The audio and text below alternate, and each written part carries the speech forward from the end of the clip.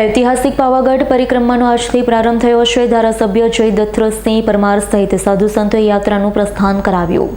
ઐતિહાસિક પાવાગઢ પરિક્રમાનો આજથી પ્રારંભ થયો છે। ધારાસભ્ય જય દત્તસિંહ પરમાર સહિત સાધુ સંતોએ યાત્રાનું પ્રસ્થાન કરાવ્યું છે।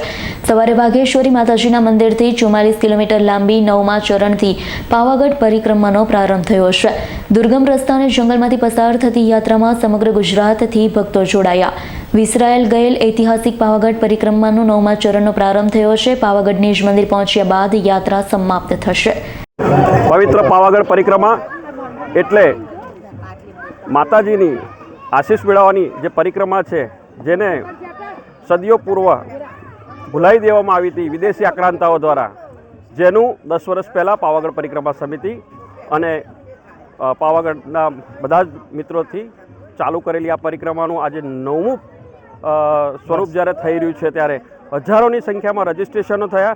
હાલ સવારે 4 વાગ્યાથી લઈને અત્યાર સુધીમાં અવિરત માનવ મહેરાણમ જ્યારે ઉમટી પડ્યું છે, ત્યારે આ પરિક્રમાનો મૂળ આશય માતાજીના આશીષ મેળવે લોકો ખૂબ ઉત્સાહભેર અહીંયા જોડાઈ રહ્યા છે।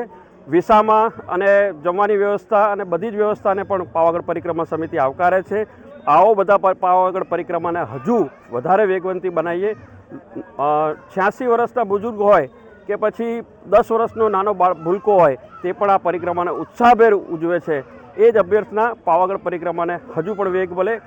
પહેલી રજિસ્ટ્રેશનવાળી પરિક્રમા છે, જેમાં ઓર્ગેનાઇઝ પરિક્રમા કરવામાં મદદરૂપ થાય, એટલે આપણી વેબસાઇટ દ્વારા પણ આને રજિસ્ટ્રેશન કરવામાં આવે છે। રજિસ્ટ્રેશનની જરૂરિયાત નથી, પરંતુ આ રજિસ્ટ્રેશનથી આપણે એના પુરાવા મેળવી શકાય, એનો જ મૂળ આશય છે। ડૉક્ટર પરાગ પંડ્યા।